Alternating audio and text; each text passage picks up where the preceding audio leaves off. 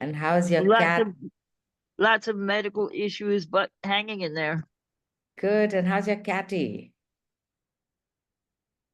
They're fine.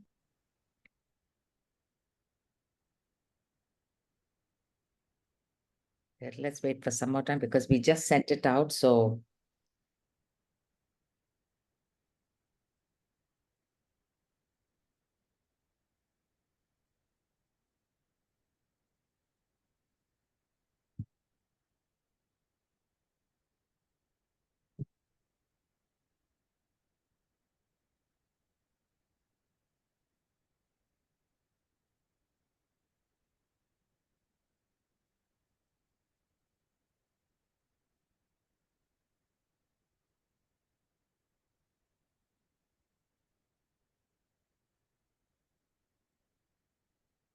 Today I will have to leave sharp at 6. yeah, no worries. If in case we are getting delayed, then we'll have to probably cut short the questions or something. Or I'll Yeah. speak fast.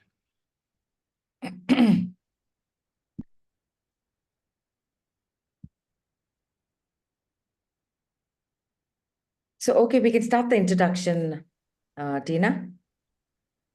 Yes, ma'am. Can I have shared the slides? Can you share? Can you refresh it? Refresh the. Okay. Just a minute, Anita. Tina, can you refresh this slide?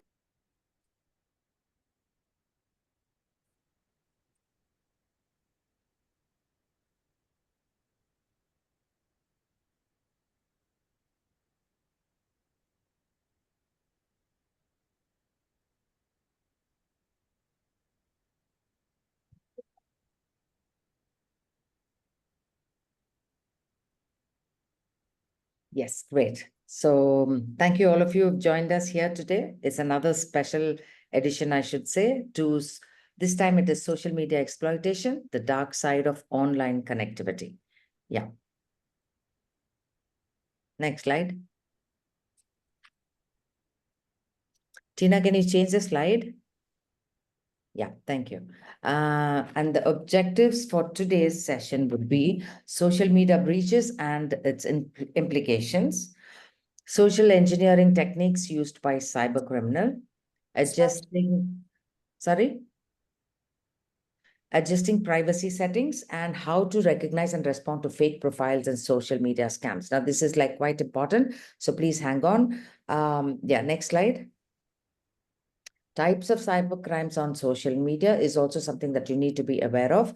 So there is identity theft, cyber stalking, romance scams, financial frauds, phishing emails, grandparent scams. Yeah, that sounds something interesting. Yeah, next one, please. No, I think So I was supposed to talk on that slide, but before that, that introduction slide is probably not in this. Yeah. Okay, never mind. So what I'll do is I'll Go just back. hand it to you on above. You can go back one slide before Tina.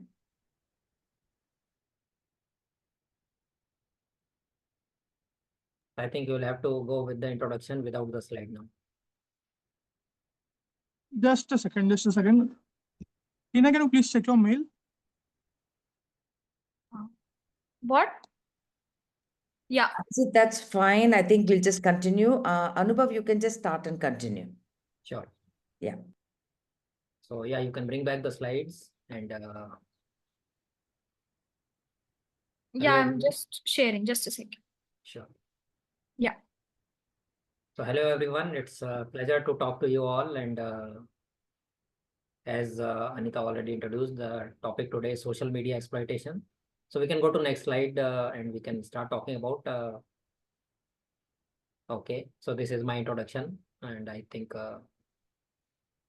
that should be enough, right? People can read that, or you want to read it out for them? This is some brief introduction about me, and then we can move to the next slide.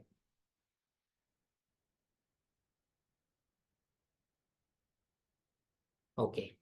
So on social media, what type of cyber crimes do happen? Some of the common things, as it was read out earlier also, but I will just go in a little bit detail. So identity theft is something where somebody steals your identity in the sense that somebody else starts behaving, pretending as you or someone else. Like if I am Anubhav and you know me, but on social media you may find some profile with my name, with my other information, but that person who is handling that profile is not actually me but somebody else.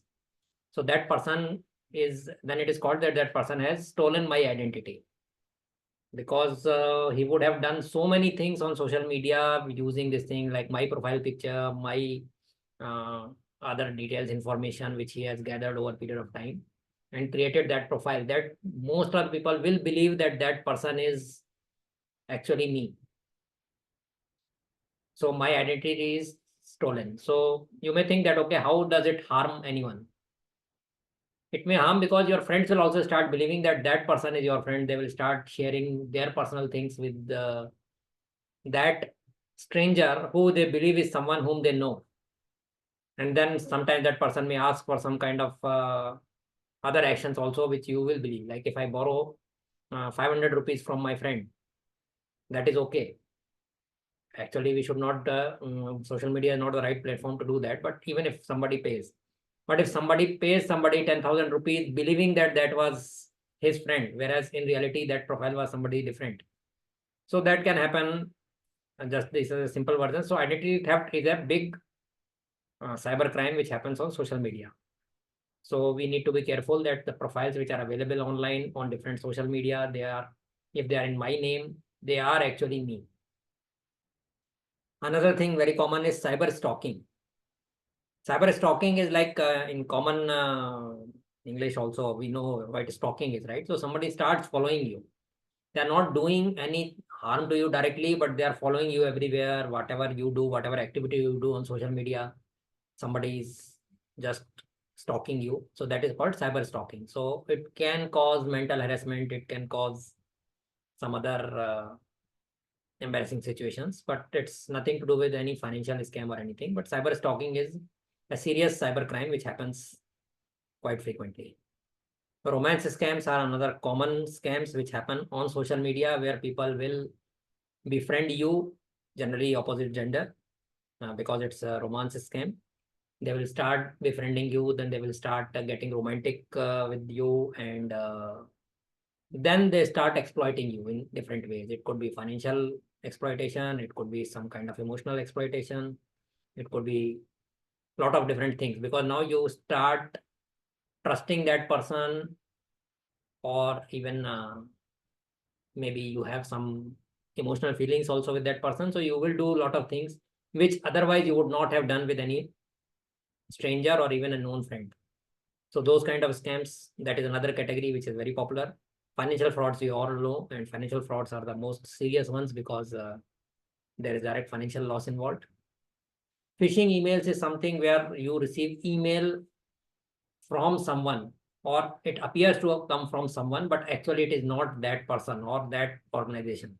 So you may receive an email appearing to be from your bank, saying that something has happened in your bank account, or something has happened with your bank fixed deposits or whatever, and you need to take an action. But actually that mail has not come from the original source, but from somebody else pretending to be that source.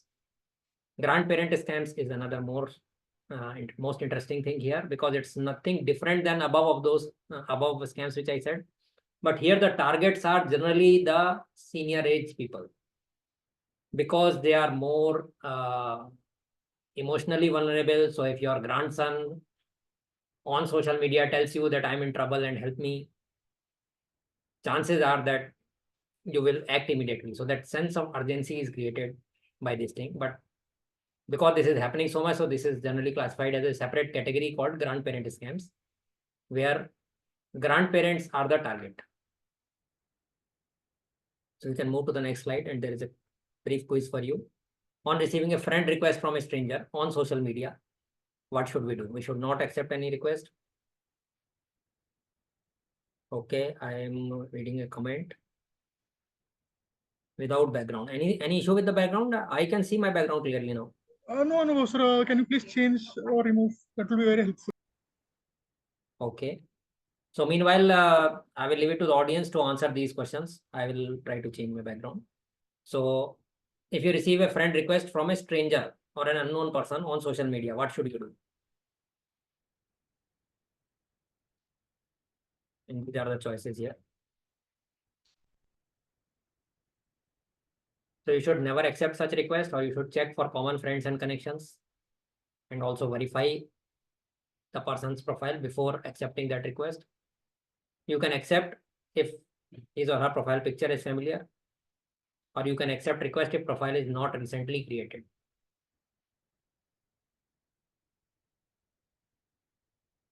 Okay, so in chat I can see some answer as B. B, okay. So how will you check? Somebody said A also, okay. So never accept such request. That is probably the safest thing, or it appears to be safest. So those who are saying B, can someone tell how will you check? If you have common friends, does not necessarily mean that the person who is sending you request is actually a known person to you, right? How will you verify?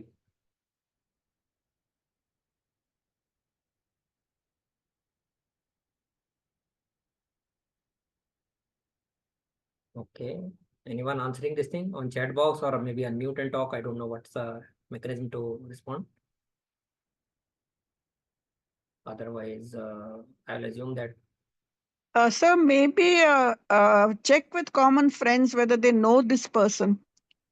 Like give the name, show the photo, or the picture also, and see whether this thing, not go add them. You just take the details as much as you can, and then check with your own friend whether they Right. know them. And even on social, right, and even on social media, generally there is an option depending on which social media we are using. But generally there is an option where you can probably communicate with that person before accepting the connection request. So you can ask questions like, okay, if you are saying that you are my relative, can you Hmm. tell me who you are related to, how you are my relative, what is our relation, or if you are my classmate, which class we have done together, were we together in class 10th, or was it during graduation, or whatever. Ask some questions. Do you know some maybe some teacher who was very unique kind of personality or something? Ask something which you can verify that that person who is telling you that I am so and so is actually so. Okay, so B is the most optimal answer, I will say. Never accept such request is also fine, but if you never accept, probably it's a genuine request also, right? There are chances that it may be a genuine request. And the option D is written here only because, yes, whether recently created or not doesn't make it fake or real. But chances are that if it is scam, then it will be some newly created profile. So that can give you a clue that if it is recently created, then you ask that person that, okay, you were not on social media earlier or what? And in many cases, they say, oh, my earlier profile got logged, so I created a new one, etc., etc. So that's why that verification, which is mentioned in point B, is most important. And profile picture, anybody can put any picture on the profile. There is no check, there is no validation from any social media. So I can put any picture on my social media, and or anybody can put my picture there if they have my picture. So that is definitely not a valid way to validate any profile. So should we move to the next slide? Okay. So privacy settings, all the social media gives you options for settings related to privacy, where you can control who can see your details, your activity, your profile, your different information. Who can see? There are settings which control that. Who can see can be something like if it is public for everyone, then there is a category when it say it's available for everyone, but the person who is able to see should be at least logged in into that profile. So for example, we can take any one social media here. There are so many different, but a professional network, LinkedIn is a very common one. So on LinkedIn, if I want to see some profile, so do I need to log in to see that profile, or can I see somebody's LinkedIn profile without having my account on LinkedIn? The answer it depends on that person's privacy settings. So generally, if the privacy setting says that anybody can see it, then I don't need to log in to see his profile. Some people will say, yes, those who can want anybody can see, but that person who can see should be registered user of that particular platform, LinkedIn in this example, or it could be Facebook or Instagram or whichever social media we are talking to. But generally, privacy settings are at this level. Who can see? Anyone can see. Anyone who is registered can see. Only those who are my friends can see. My friends or my connections. In case of LinkedIn, it is called connection. So, or it could be anyone who is first level connection with me or second level of connection with me. That means my friends of friends can also see, but not anybody else. So there are different levels where you can control who can see your information, your profile, your activity, etc. So that's the second bullet, what they can see. So you can say, yes, my profile is visible to everyone, but my activity is visible only to my friends. Like when I post some pictures or anything which I post there, some video, some pictures, or maybe some text, some status, only my friends can see. Similarly, there will be some social media platforms where they say that who can respond. So who can like your pictures, who can put comments on your pictures, etc. So privacy settings govern these different things. And also there is a process where you can generally report something suspicious or something. If somebody is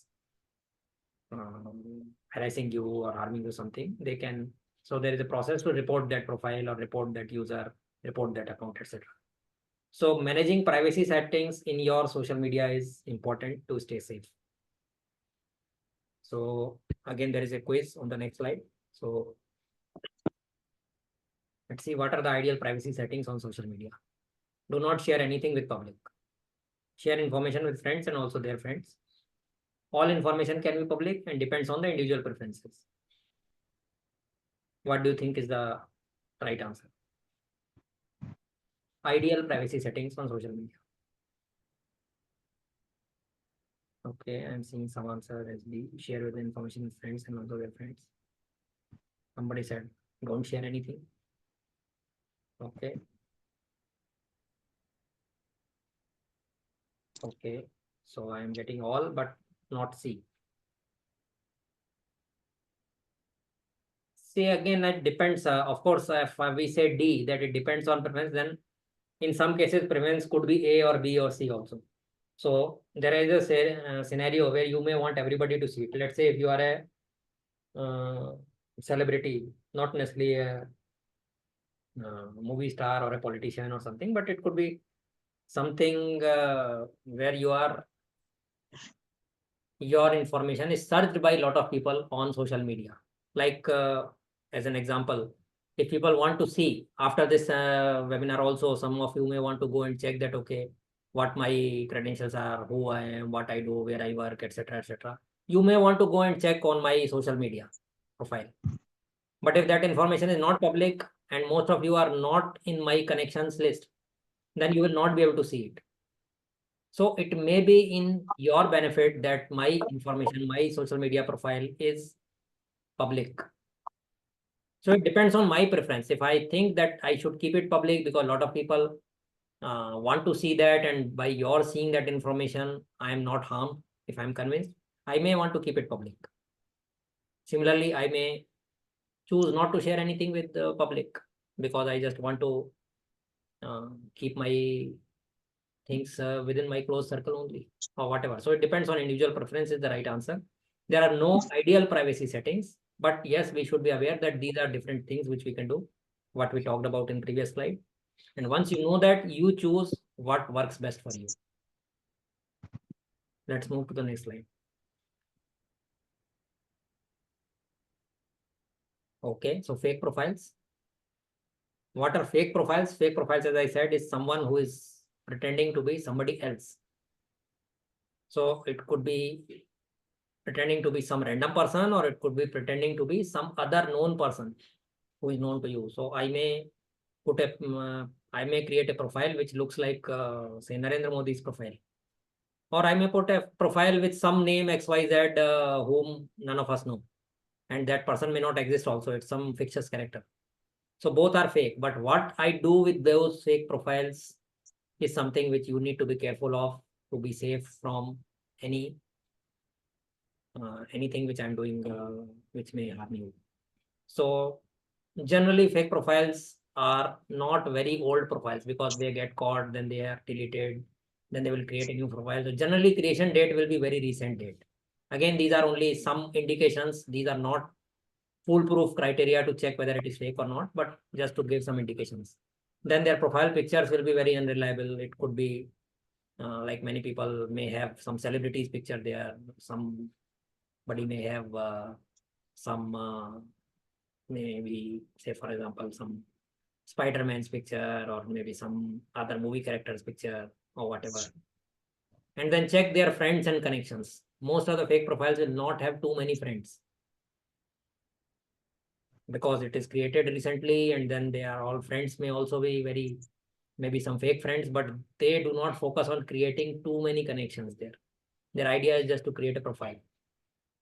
And then the content on their page, social media page, the quality of that content, the amount of the quantity of that will also be less. There will be very few contents.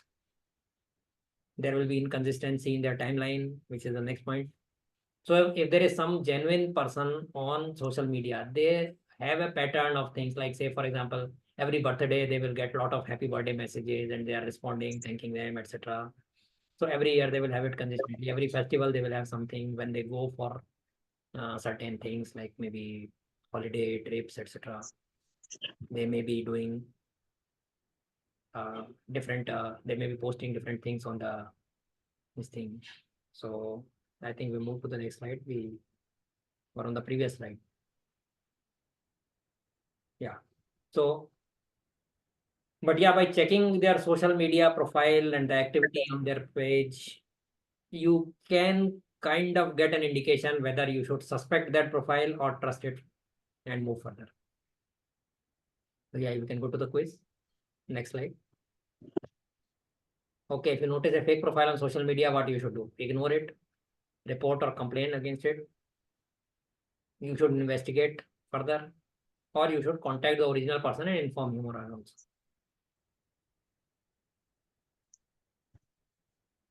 Okay, D. If you know the original person, you can contact, but if you don't know the original person, then you can't do anything. You have to either ignore or you should report and investigate further. Again, it depends on how you can investigate. If you, depending on situation, if you think you can investigate and you have time to do it, do it. But definitely report it. Now, what happens if you report something which was not fake, but you reported it?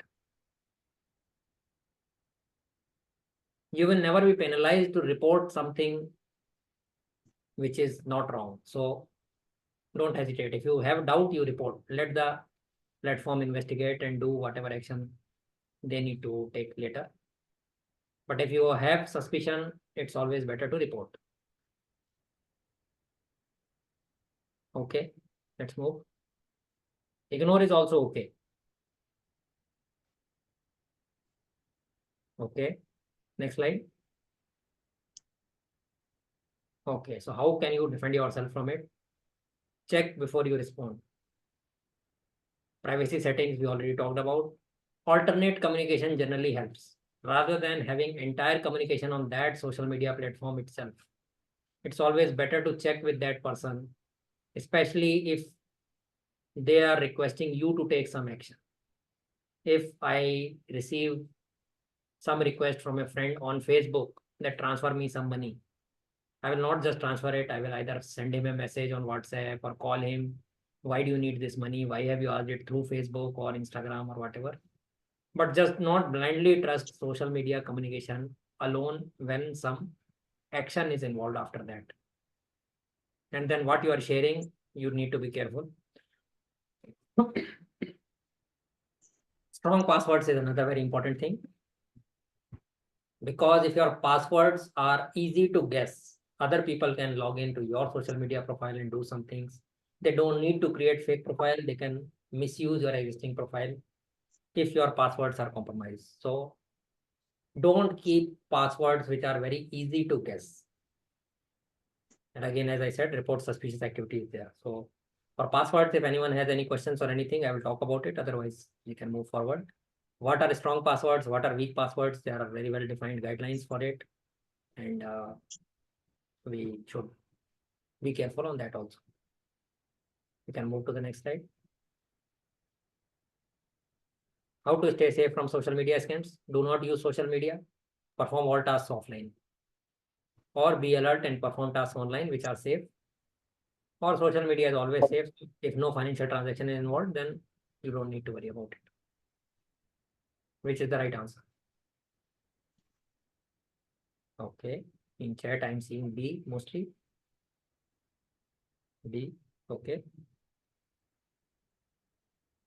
Someone said C. Okay. B.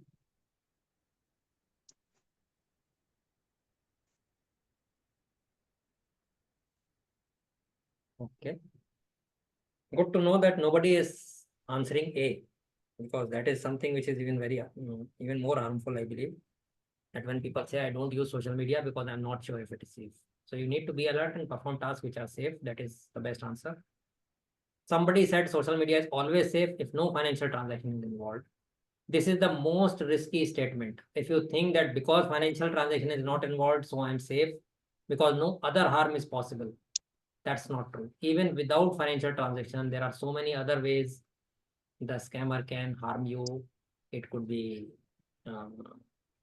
say, for example, they can harass you mentally, they can harm you emotionally in some way, or they may gather information about you which they can use later to harm somebody else. Right? Like earlier we were discussing that if somebody is asking you some questions to verify, but if somebody on social media gets your information and then later on when they create a fake profile pretending to be you and somebody is trying to verify them, now they have most of the answer. They will know that, okay, in this class, this person was your good friend. In this class, this is what you used to do, etc., etc. Those information which you have shared now on social media can be misused to harm somebody else. So it's not just limited to financial transactions.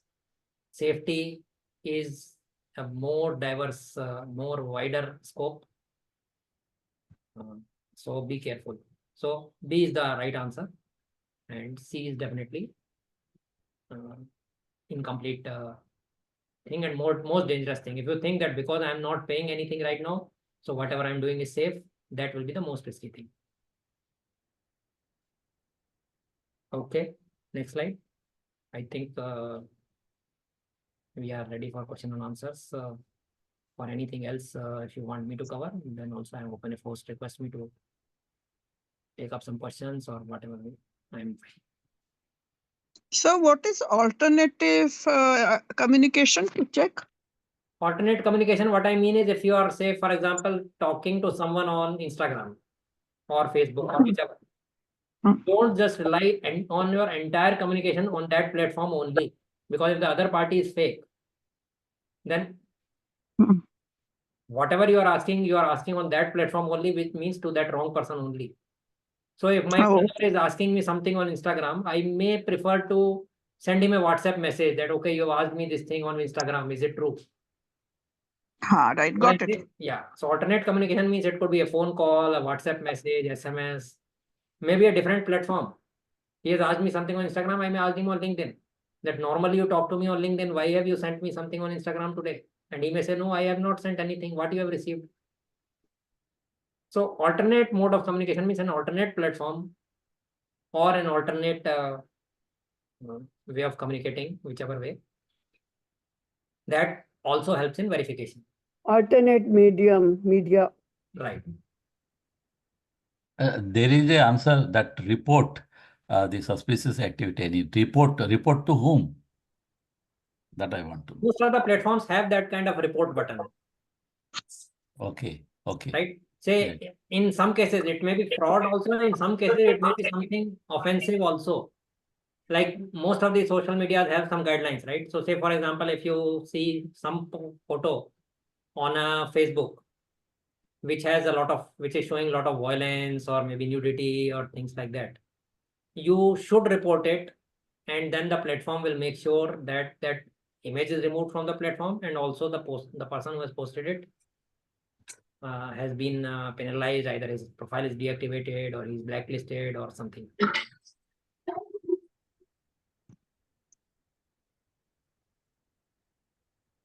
Okay. Any other questions?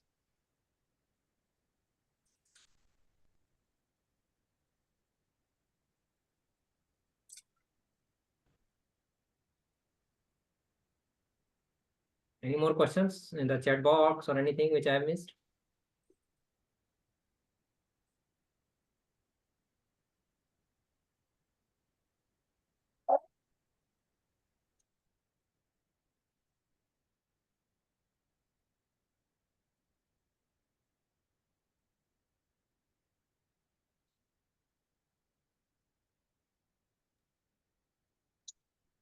Should we post the photographs on Facebook or shouldn't we? Should we avoid? Because many people have the habit of putting all sorts of photos on the Facebook. They visit somewhere, they go somewhere, they want to show off this thing that we have been to these places. Is it safe? Even if there is a private, the setting is that my friends and their friends can see. But still, is it safe? Someone can hack it, isn't it? Is it safe? See, if you are sharing the pictures and if you intended to share those pictures, that's fine. But the possible ways where it can be misused, which you should be aware of. I'm not saying don't share, but you should be aware of that what can happen. One thing is, when you are posting pictures, many times you don't realize that you are announcing to the world that you are not at home. Say if you are saying that I am in Goa since last 1 week, or I will be in Goa for Yeah. next 2 weeks, or I've etc. heard sometimes thefts have happened because of that. Sorry, what has happened? Thefts. Theft. Thieves have, someone came to know Yes, that because the now the people, thief they are know not that you are at not at home. home. Because now Yeah, the thief and knows that you are not at home, when so they that came can back, they saw the house ransacked. yes. Yes. But again, it's not a straightforward thing that say if I'm in Goa doesn't mean that nobody is at my home, right?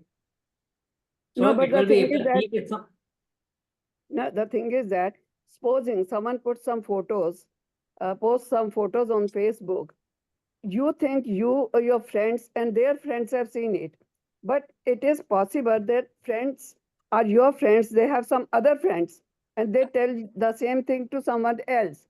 So like that, it can, the thing will just spread. So yes. what should be done in that case? Should we avoid? See, it's again individual discretion, how much information you want to disclose. So if you are sharing with people that I am traveling, even forget about social media for time being, even otherwise you share this thing, right? You don't go to some tourist place secretly. You anyway share it with your friends offline also. Yes, that's true. So there is nothing to panic that much in case of posting on social media. But the thing is, you should be aware that when you are posting something on social media, other people are seeing it and they may misuse it in some way. So what you need to do, of course, if you are going out, that's not the only way the thief knows that you are going out, right? They will know Don't from get so many other tempted. things also. Don't get tempted to tell to people that we have gone somewhere and we are traveling or something like that. See, generally the thieves don't rely only on social media to know. There are so many different ways to find out that nobody is at home. Like you will ask your milkman not to deliver, your newspaper is not delivered, your light is switched off. So there are so many ways where thieves No, but sometimes people take precautions, like tell your neighbors that switch on the light, right, and don't tell to anyone that we are going for how many days we are going, and tell correct, newspaper wala also to throw the newspaper, and then tell your neighbor to pick up the newspaper, which we have done sometimes, of course. right. So If you are doing all these things, even if somebody knows on social media that you are not at home, yes, they will probably, this is not enough information for them to feel safe stealing something from your home, because if they come to your But home, still, one they- has to take some precautions, that's all. Yes. Whatever you can think and take, that's Yes. all. And again, information is something where there is no black and white answer, yes or no. You will share. When you Yes. are traveling, you will not travel secretly, Yes, exactly. right? Thank So there you. is nothing to be too much worried about sharing information on social media. Most of the time, what happens is people don't know that who all can see it. So again, privacy settings, as we talked, that is important. Yes. And of course, just by someone knowing that you are out of home is not enough for them to come and steal things from your home, because other precautions you have taken anyway. Yes. Thank you. Sir, can the WhatsApp group be hacked? Like what happened with a friend of mine. I mean, we have a WhatsApp group with school friends. So the DP of one of the friends got hacked. So we all of us have removed the DP from our WhatsApp. So how does this happen, and what precautions should we be taking? And should we be putting our DP on the WhatsApp? That is what I want to So know. when you say DP being hacked, what do you mean exactly? DP means the picture that we put, display Right. profile, display profile. So Hmm. when you say that display profile being hacked, what do you mean by being hacked? Somebody downloaded it. WhatsApp does not allow you to download the DP. I don't know what happened. She traveled from America to Delhi, and in Delhi at the airport, she realized that the WhatsApp group, that her DP has been hacked, and all of us, and she informed all of us, and in turn, as a precautionary measure, we just deleted the group. So this is what exactly happened. I mean, this is what we came to know that this has happened to her, and we took this was the precautionary measure that we took. But I don't know how it happened and why did it happen. That I do not have the answer. Okay. So when you say DP being hacked, that is something which is very open-ended thing. Specifically what happened, even I don't know. But yes, somebody else can put your picture in their DP. But that doesn't mean your DP is hacked. Nobody can change your DP. Of course, group profile can be changed by depending on what group permissions are given, who can only admin can change or anybody else can change, etc. So group DP can be changed, but individuals DP cannot be hacked or DP cannot be downloaded. Okay, what I recall now, that what happened, that her picture was used by some unknown person in her name, and messages were sent to us. That's fine. So never trust on the picture. We already said in one of the slides, we talked about it, right? Because my picture is available here with you also probably. You can create a WhatsApp profile, put my picture as your DP. But if you send a message to any of my relative, then it is my relative's fault if he just sees the DP picture and transfers money to you. So DP is never approved. DP is good to identify someone whom you know already. But if you receive a new message first time from someone, and just because the DP is a familiar face, WhatsApp does not guarantee that the DP is of the original person only. I can put Amitabh Bachchan's DP on my WhatsApp. WhatsApp will not stop me. Okay. Sir, how safe are these bank apps on our phones? Because sometimes when we change phones, these shopkeepers want to transfer it on the other phone, so then do we log out from that, or is it best? Because we need the bank apps on the phone also. Okay. So what is the concern? The shopkeeper transfers those apps to the new phone. New phone, yeah. Okay. So do we log out from these apps first and then give it to him, or automatically once Log you out, or maybe uninstall them. uninstall them and then see the old phone, which if you are leaving the old phone with the shopkeeper, then that is definitely risky. Because they say normally, it takes an hour or so, just go and come. So then, or then how is it done? Well, Best. then that is definitely, that depends on how much you trust that shopkeeper. If the shopkeeper is stranger and you are Okay, leaving but your then, phone with, sir, do we uninstall and like this other person said, is that the safest? See, not only uninstall, I will say the old phone, you should delete everything. You should make it, you should reset it. There is a feature called factory reset. Factory setting. So you reset everything from the old phone. If you are not going to use that old phone anymore, if you are selling that phone or returning it in exchange or giving it to someone, it's better to wipe off everything from that phone. And But sir, then, we need to transfer the data. but we And need to transfer normally the you need pictures to- and all that that. job Sir. is done by the shopkeepers themselves. We need to transfer the data from the old mobile to the new mobile. Right. So that is exactly what is the question. So how should we go about it? Right. So if you are giving the phone to the shopkeeper, it depends on how much you trust that person, because yes, you are giving it. It's something like you are purchasing a new wallet. I'm just giving an analogy. You are purchasing a new purse from a shop, and you are saying my old purse has all these things, but I want these things to be adjusted in new purse. What will you do? Will you give your old purse to that shopkeeper and say that now arrange this thing to the new purse? No. If you So trust him, then you we, will do it. because normally they give you some exchange, you know, exchange money for the old one. So otherwise, then we wait and then give the old phone later on. Would Right. that So be okay? generally, what you should do is, if it is a stranger, avoid leaving your phone, unlocked phone, to that person. Okay. Otherwise, you don't need to give the old phone first. You We log can in- keep the old phone. You Yeah. log into the new phone, install those apps on the new phone. Once you do it, I'm assuming in this case, let's say if it is Android operating system and you're using Google Play Store Yeah, for yeah. that. So you Yeah. log into Google Play Store, start installing those apps there, which you can do yourself also. In fact, I know people are tempted to give it to the shopkeeper, thinking that, okay, it's easy to do, he knows it, but it's not that difficult to learn. If you want to be safe, then you have to do it on your own, or you have to trust someone. Okay, okay. Right? Okay. If you Today know that there that is shopkeeper is trustworthy, that shop is smart in filter. your home, you visit him very frequently, that's fine. But otherwise, again, it depends on the person. Okay, I okay. just Sir. want to Thank you. ask you, which is the best way to transfer the data from old phone to the new phone? Is it through Bluetooth or smart switch? Which is better way? See, most of the phones now come with such an easy way to restore old data. So if your old phone has everything on the, say, Google account, or depending on the phone, you have Samsung account or iPhone account, whatever, and if the data is on that, most of the things are automatically backed up on the phones. So when you install a new phone, you log in, all the things are restored anyway. So it's not that difficult.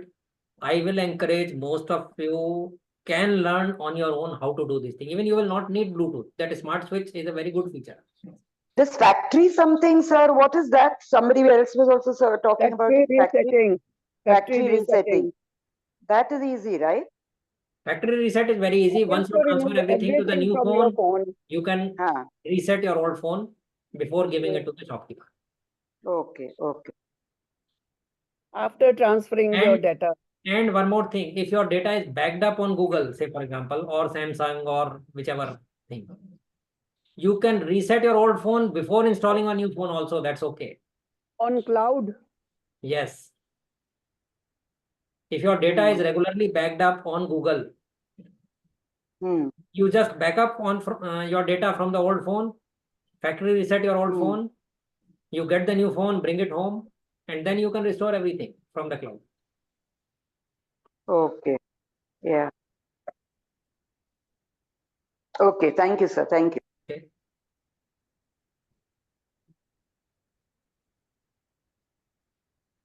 Okay. Anything else? Somebody else asked something right now. I think I missed that. I too have one question to ask. The thing is that just a few months before, I saw I had bought a new phone actually last year, of course. So I had set another account, Google account on that phone. So what happened just a few months before, I saw it was showing this email ID is not there. So I'm quite surprised why and how it has happened. I'm not able to open the that email, anything. And of course, my all the things are saved on, even my photographs, everything is saved on that, my WhatsApp, and it's not working. What to do? And how it has happened, I don't know even. So I'm afraid if someone has hacked it, so or if someone is using that, I went to accounts and saw whether it is showing multiple accounts or something. It was showing just one account only. But how it happened, I don't know. I'm quite worried also. Okay. So unfortunately, I will not be able to answer here because probably I'll have to see that to understand what has happened. But yeah, any other question related to social media safety? I think we should keep this discussion to that scope right now. Anyone else would like to ask anything? Please unmute yourself. Yeah, hi. Good evening, sir. Hi, good evening. I would like to.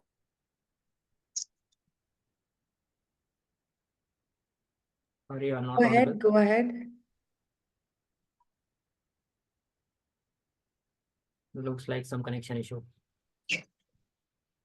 I just want to coordinate. There should be some coordination between 1, 2, 3, 4, 5 passwords. So it's easy to remember that.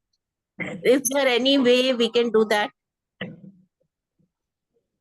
See, easy to remember is definitely something where I always say the password should be something which is easy for you to remember and difficult for other people to guess. Right. And it should be coordinated with other passwords because all the passwords, if we make it very tough, it's very hard to keep it in mind. Right. But it has to be tough so that the other person cannot guess it. So that's the problem. Right. Right. And the more passwords you have, the more accounts you have. And if you keep same password for all, again, it's risky because if one is compromised, all accounts are compromised. So you have to find some way in between. So the trick is that it should be something which is easy for you and difficult for somebody else. Yeah. So is there some clue we can use to make passwords? Well, I can tell you some tips. There is no standard answer, but again, it depends. What are the things which you remember easily, but others will not remember easily? Yeah, please, if you can help in, I mean, at least you give us hi, OTP 5252, I think. Just I give just 2 minutes. So say, for example, if I have to put a number as PIN, I'm just giving an example. Let's say my ATM PIN, which should be easy for me to remember, but difficult for somebody else to guess. So what will be easy for others also to guess? Let's say if it is my car number, right? Or my date of birth. Most people do this mistake. They will keep PIN as their date of birth. And it's very easy for everybody to guess. But what if it is my friend's date of birth? Some friend which is not current friend, somebody who was my very good friend in class 10th. I remember his date of birth. I will remember his date of birth all my life.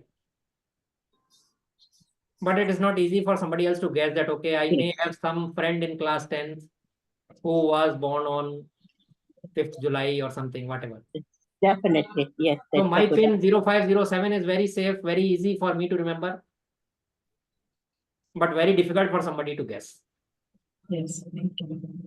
So this is one tip I can give, but always forgetting password is more risky than leaking password, because if you forget your password and then you keep resetting it, or you then write it somewhere, and then where you have written that place itself is not safe, so anybody can read it, right? If it is written in your diary, which you always carry with you.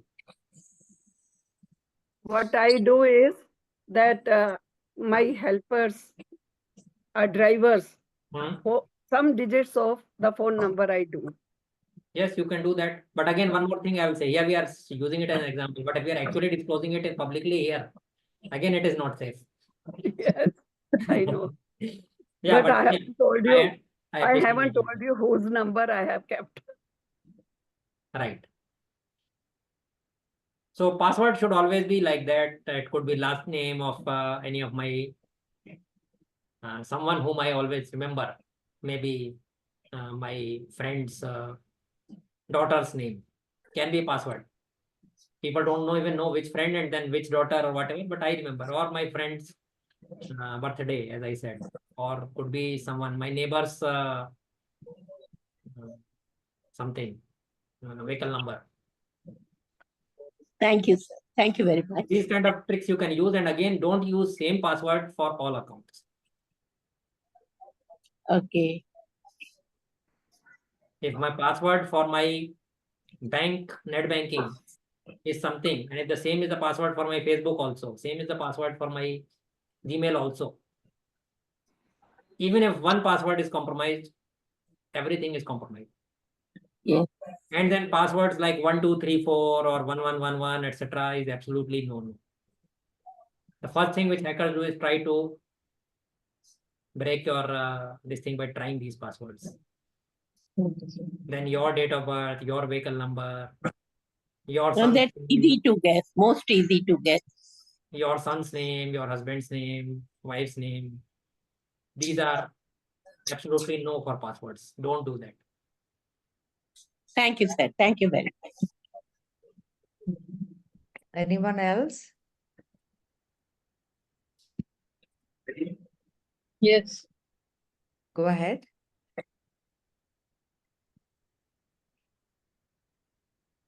Who was that? Did anyone want to ask a question?